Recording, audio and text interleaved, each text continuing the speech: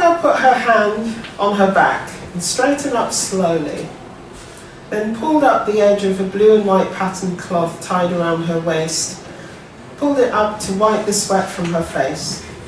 She was frail and preferred to work in the morning when the sun was at its kindest, but even at 7 o'clock in the morning she found the continuous digging, combined with a 30-degree heat, exhausting.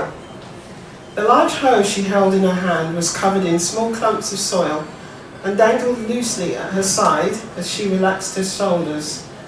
She took a step back next to the garden fork on the ground and paused to examine her work. A fresh earthy aroma hung in the air. Her tomatoes had done well this year, despite the poor rain. The leaves and stems of each of the 30 or so healthy plants were a deep green, with fine tiny white hairs, and their vines bore clusters of large pale green orbs, which she knew would soon begin to turn yellow. Each stem was tied to a long stick driven into the ground to give it support and prevent it from drooping under the weight of its new yield. She nodded her head in thought as she bent again and went back to work, cutting the loose soil with her hoe and scooping it to a point at the edge of the bed. There would be enough for the remembrance gathering, which was only 3 weeks away. Ifwa found solitude in gardening.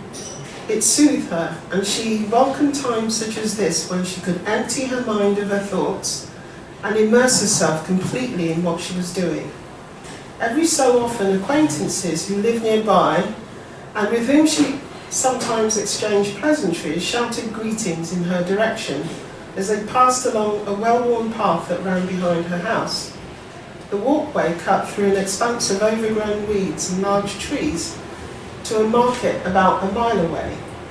The locals who used it were mostly traders who set out early to sell daily essentials such as bread, corn dough, kerosene, oil and firewood.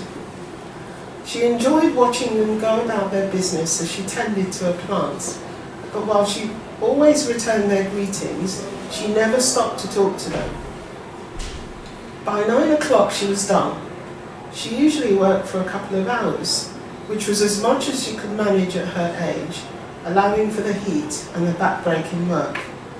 She slowly unfurled herself, wiped the sweat from her face and stuck a finger under the headscarf she was wearing to scratch an itchy area on her scalp, all the while looking down at the new ridge she'd created and around the raised bed.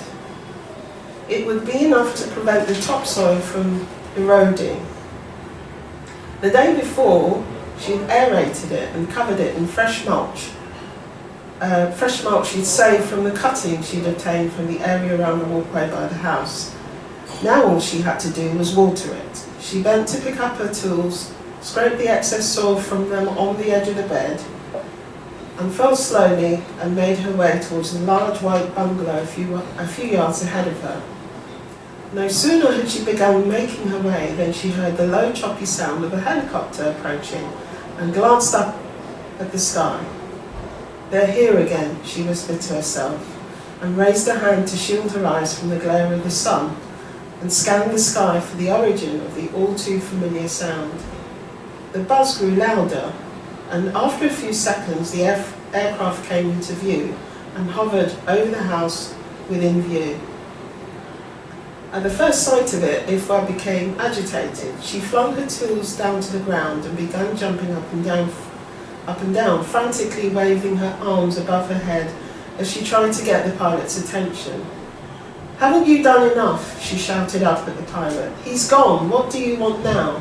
What do you want?" she yelled, her voice breaking as she shook her outstretched arms, pleading with the machine.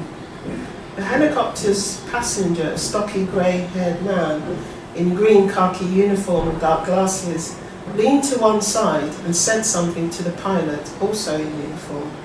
After 3 moments, the aircraft rose into the sky, banked, and then disappeared from view.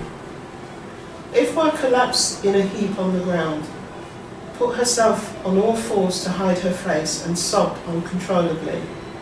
A pretty, well-built woman in her late 30s ran out of the house and knelt down beside her.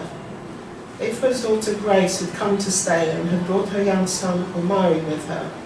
She was worried about her mother.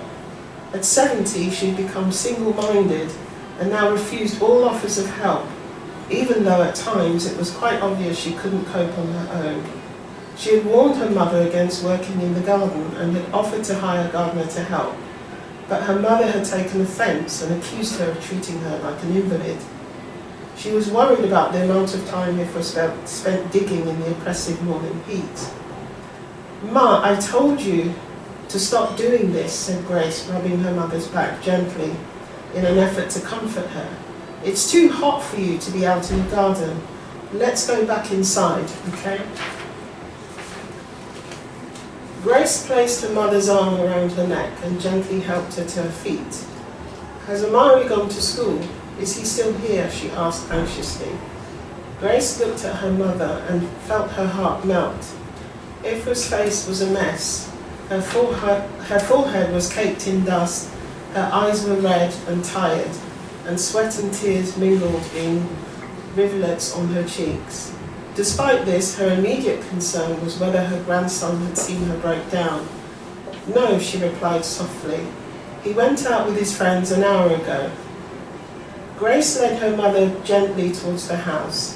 It had been given to Ifra by her son, Kofi, soon after he had been made State Housing Association's Chief Operations Manager. The building and grounds were surrounded by a 6-foot brick wall. The house, which had been designed by a famous architect, had a large living room complete with all mod cons, 3 sizable bedrooms, all of which were air-conditioned. The front of the house was laid to lawn. It was large, immaculately trimmed, and an expanse of green edged by brightly coloured exotic plants and flowers.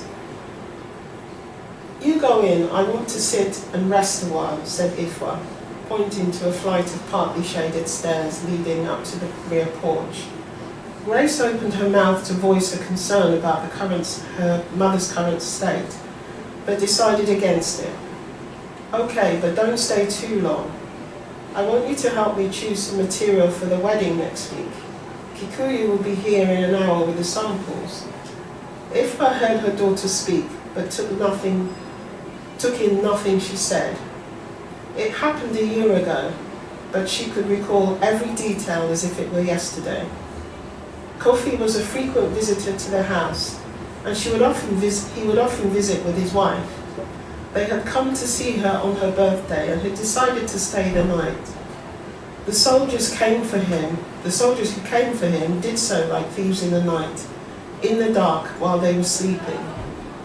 Ifra bowed her head as she recalled the events that continued to haunt her. They had woken to the sound of a helicopter thundering above the house, loud screeching of car tires, doors being slammed, and loud voices behind the gate. She had put on her housecoat and had run down the hall to Kofi's room to warn him, but she was too late.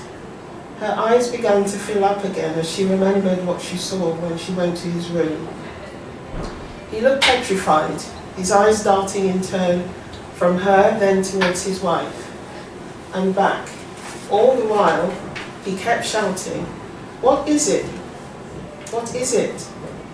Patience, his wife, was wailing loudly and was frantically trying to pull him away from the soldier, who had the collar of Kofi's shirt bunched into his fist in a tight grip and was shoving him towards the door. Ifra recalled her own anguish as she pleaded with the guard not to hurt her son. They had orders from the president, the leader of a newly imposed government, a new self-imposed government, to take him to their headquarters in a fortified castle.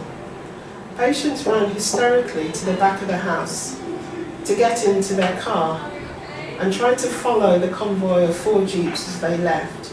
As she followed, the last vehicle in front of her screeched to an abrupt halt. 2 soldiers jumped out with guns trained on her and warned her to turn back or face being shot. In the end, she could only look on helplessly, barefoot and in her nightgown, as the cars moved out of the compound and disappeared at the top of the road, That was the last time Ifwa saw her son.